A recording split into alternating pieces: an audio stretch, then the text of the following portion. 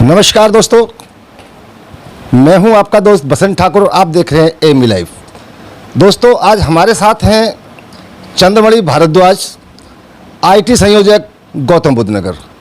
उनसे ये जानकारी लेंगे जो अग्निपथ योजना केंद्र सरकार ने दी है, इससे युवा काफ़ी नाराज़ दिख रहे हैं और युवाओं को इस बारे में जानकारी नहीं हो पा रही है या अदर पार्टियां इसमें अपनी रोटियां सेक रही हैं।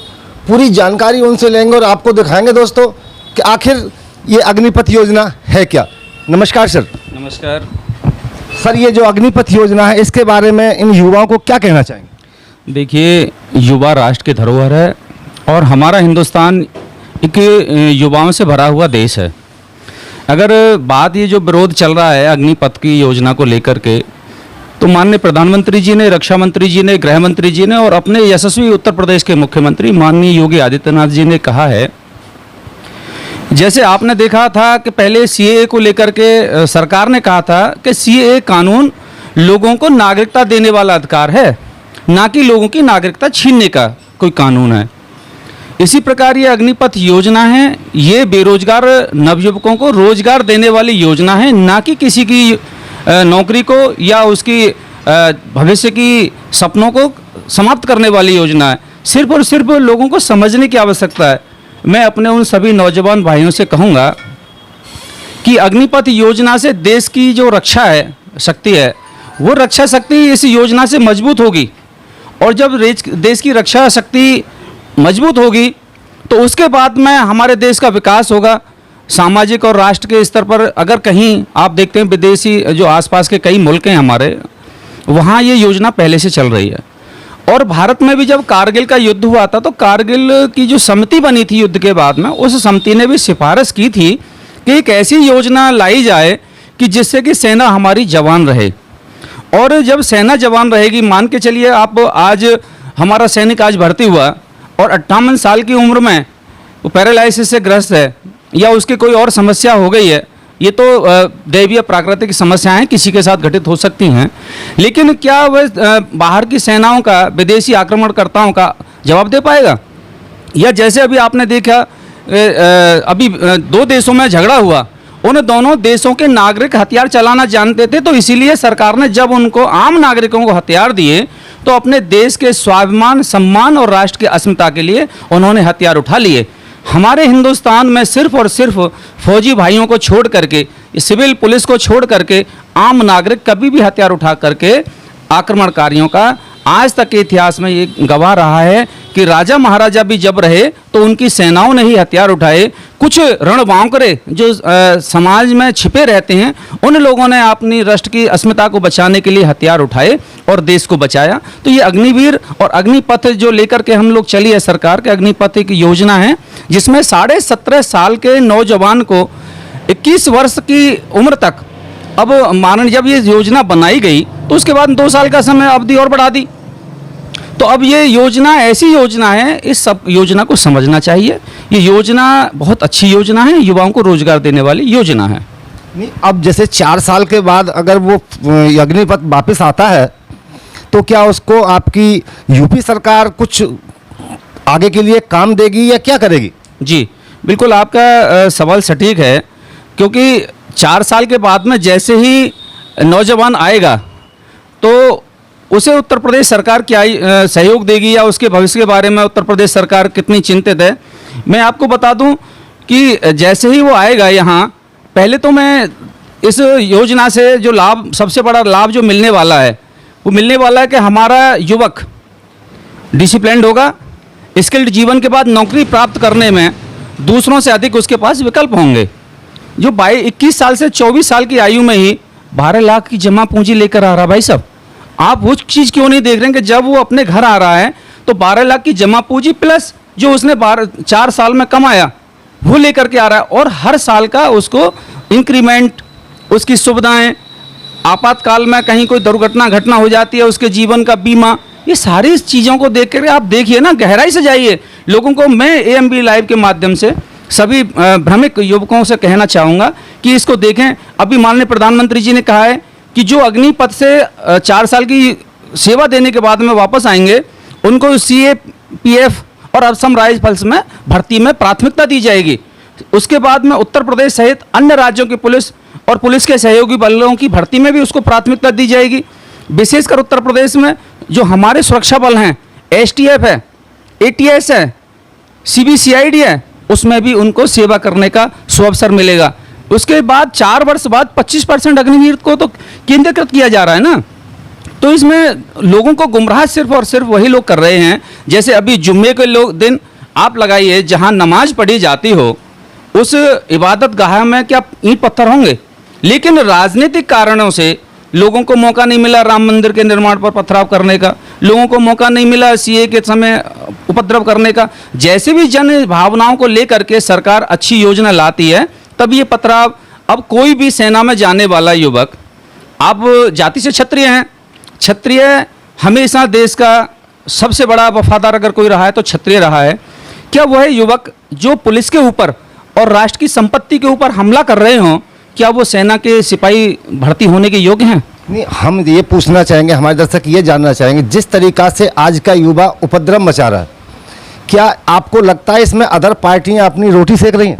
बिल्कुल स्पष्ट दिख रहा है। अभी मैं एक टीवी पर भी डिबेट में देख रहा था और मोबाइल पर भी एक वीडियो वायरल हो रहा है। एक विकलांग, जिनको कि हम लोग दिव्यांग कहते हैं, एक पैर से हैंडीक्राफ्ट हैं, वो उन पर चला नहीं जा रहा, नौजवान है। अब जो पहले से ही अनफिट है, मेडिकल अनफिट है, क्या वो सेना में भर्ती हो सकता है? नहीं हो सकता ना।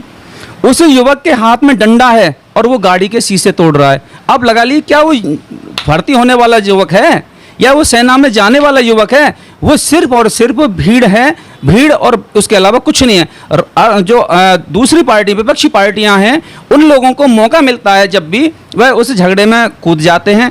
अब देखिए, देश में ईडी को अधिकार है किसी से पूछताछ करने का। जब कांग्रेस के राहुल गांधी जी ने अगर कहीं कोई भ्रष्टाचार नहीं किया तो क्यों दिक्कत आ रही है? आज तक राहुल गांधी बोलते थे कि चौकीदार चोर है। अगर चोरी का आरोप आपके ऊपर लग रहा है, आप ईडी से पूछताछ कर रही हैं, तो देश को भाई क्यों अराजकता में धकेल रहे हो आप? क्यों पुलिस के सिपाहियों के ऊपर, क्यों हमारे सैनिकों के ऊपर हमला कर रहे हो? एक उनकी महिला नेता पुलिस के सिपाही का कॉलर पकड़ती है, उसके साथ बदसलूकी करती है। अगर दूसरा फिर वो कहते हैं कि जी यहाँ भाईचारा है, भाईचारा है। अरे भाई, भाईचारा है, लेकिन उसमें किसी एक लोगों को चारा तो मत बनने दो, उनको चारा तो मत बनाओ।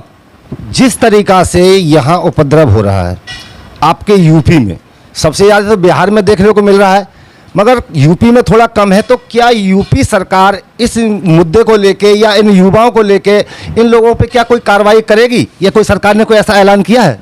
देखिए, उत्तर प्रदेश की सरकार माननीय यशस्वी मुख्यमंत्री योगी आदित्यनाथ जी के नेतृत्व में लगातार पिछले 5 साल और अब लगातार 2.0 पार्ट में देश के किसान, मजदूर, नौजवान, सब व्यापार सबके लिए चिंतित है। और उसमें पहचान की जा रही है जो उपद्रवी हैं, जिन्होंने पुलिस के साथ में भद्रता की है, राष्ट्र की संपत्ति को तोड़फोड़ की है, उसमें आगजनी की है, उनको किसी भी कीमत पर बख्शा नहीं जाएगा। योगी बाबा का पहले से ही स्पष्ट नारा है, बिल्कुल भयमुक्त समाज, अपराध मुक्त समाज, और कहीं भी किसी प्रकार का कोई भी रिश्वत नहीं चलेगा। और अगर कहीं गुंडागर्दी होगी तो योगी बाबा के बुलडोजर वाले ड्राइवर हर जगह बैठे हुए हैं। बुलडोजर का खौफ हमेशा सोते और जागते लोगों को रहना चाहिए। अगर हमने देश की संपत्ति को नुकसान पहुंचाया, राष्ट्र की संपत्ति के साथ में खिलवाड़ की, या पुलिस बल के साथ में, सुरक्षा बलों के साथ में अभद्रता की, तो योगी बाबा का हंटर और बुलडोजर उनको माफ़ नहीं करेगा। जैसे कि शुक्रवार में नमाज होती थी और पत्थर चल जाता था, तो बाबा का बुलडोजर उनके घर पे चल जाता था अगर वो वहाँ हाजिर ना हो, अगर वो वहाँ से बांडेट हो जाएं। दूसरा, इस तरीका की जो रहती, क्या इस तरीका के जो उपद्रव अब चल रहे हैं, क्या इन पे भी बुलडोजर की कार्रवाई होगी? देखिए, ये विषय देश की आंतरिक सुरक्षा को लेकर के है, और जब जहाँ भी अगर देश को कमज़ोर करना है तो आंतरिक सुरक्षा को सबसे पहले कमज़ोर करते हैं, जो कि विदेशी प्रायोजित है। और जो ये घटना आपने कहा कि अगर जैसे पत्थरबाजी पर बुलडोजर चलता है, एक ही पैटर्न क्यों चला रहा है? आप ये देखिए, कश्मीर से लेकर के, कश्मीर में पत्थरबाजी होती है, उसके बाद में वही पत्थरबाजी शाहीन बाग में हुई, वही पत्थरबाजी सीएए को लेकर के हुई, वही पैटर्न आज जो अभी पिछले 4-5 दिन से लगातार अग्निपथ को लेकर के पूरे देश में चल रहा है वही पैटर्न है। आखिर वो एक ही पैटर्न क्यों चल रहा है? अगर कहीं पत्थरबाजी की कोई पैटर्न अलग हो या पत्थरबाजी करने की कोई स्टाइल अलग हो तो हम मान सकते हैं कि ये लोग अलग से हैं, इनको अभी पत्थरबाजी करना नहीं आता है। जब कश्मीर में पत्थरबाजों पर पैलेट गन का यूज किया हमारे सुरक्षा बलों ने, तो यही कांग्रेस थी, यही विपक्षी पार्टी थी, इन्होंने कहा कि जी वहाँ आम नागरिक को पैलेट गन से घायल हो जाती है, उसकी जान को खतरा है। भाई जब जो हमारे सैनिकों की जान ले रहे हैं वो हमारे क्या लग रहे हैं? अब सीधा सा है, अगर आप ईंट मारोगे तो मकान को ईंटों में ही गिनोगे, अगर आप एक पत्थर उठाओगे तो सामने से कितने पत्थर आएंगे उसे आप गिन नहीं पाओगे। इसलिए मेरा अपने भटके हुए युवाओं से पुनः AMB लाइव के माध्यम से आग्रह है, निवेदन है, कृपया वो किसी के भड़कावे में ना आए, अपने भविष्य को लेकर के चिंतित रहें। आपका भविष्य कभी भी नरेंद्र मोदी जी के सरकार, हमारे 2 इंजन की सरकार चल रही है, केंद्र में नरेंद्र मोदी जी की, प्रदेश में माननीय योगी जी की, हमारे 2 इंजन की सरकार लगातार देश और प्रदेश को विकास की तरफ ले जा रही है। हमारे मुखिया कभी भी अपने नौजवान से, कभी अपने किसान से, कभी अपने व्यापारी से कहीं भी किसी प्रकार का धोखा नहीं कर सकते। उनके जीवन और उनके परिवार की चिंता उनको हमेशा बनी रहती है। अगर चिंता नहीं होती तो वे जितनी सारी योजनाएं भारतीय जनता पार्टी के नेतृत्व में आम जनमानस को मिल रही हैं, शायद वो योजनाएं नहीं मिल पाती। लिहाजा इन लोगों को पीछे जाना चाहिए कि जो प्रधानमंत्री आवास योजना में गरीबों को मकान दे सकता है, जो प्रधानमंत्री उज्ज्वला योजना के अंतर्गत राशन कार्ड आपको LPG का कनेक्शन दे सकता है, जो प्रधानमंत्री जी आपको सौभाग्य योजना के अंतर्गत बिजली दे सकता है, जो प्रधानमंत्री आपको फ्री में LED बल्ब दे सकता है, तो क्या वो प्रधानमंत्री जो कि आपको यूरिया का नीम कोटेड यूरिया आपको दे सकता है कि उसका ब्लैक पहले बड़ी बड़ी कंपनियां दूध में करती थी, उन सबको रोक दिया, तो क्या वो प्रधानमंत्री और वह मुख्यमंत्री और उसकी सारी कैबिनेट क्या अपने नौजवानों से कोई धोखा करेगी? बिल्कुल नहीं करेगी, ये बिल्कुल साफ है। इसलिए मैं आपके माध्यम से पुनः सभी से निवेदन करूंगा, किसी बहकावे में ना आए, किसी भ्रामक बातों में ना आए, तथ्य परक रहें। आपके जीवन और आपके परिवार की सुरक्षा और आपके व्यवसाय को और आपकी नौकरी को लेकर के हमारा नेतृत्व बहुत चिंतित है। धन्यवाद। बहुत बहुत धन्यवाद सर। कि जो इस तरीका की ये योजना चल रही है इसको समझें, जानें और किसी अदर पार्टी के बहकावे में ना आए, अपनी देश की संपत्ति को नुकसान ना पहुंचाए। ये संपत्ति बीजेपी की नहीं है, किसी पार्टी की नहीं है, ये हम और आपकी लोगों की है। अगर हम इसी को नुकसान पहुंचाएंगे तो ये हमारे देश का क्या होगा, इसके बारे में जरूर सोचें और तब उपद्रव करें। दोस्तों, अपने आसपास की खबरें देखने के लिए बने रहें AMB लाइव के साथ। मेरे सहयोगी भानु प्रकाश शर्मा जी।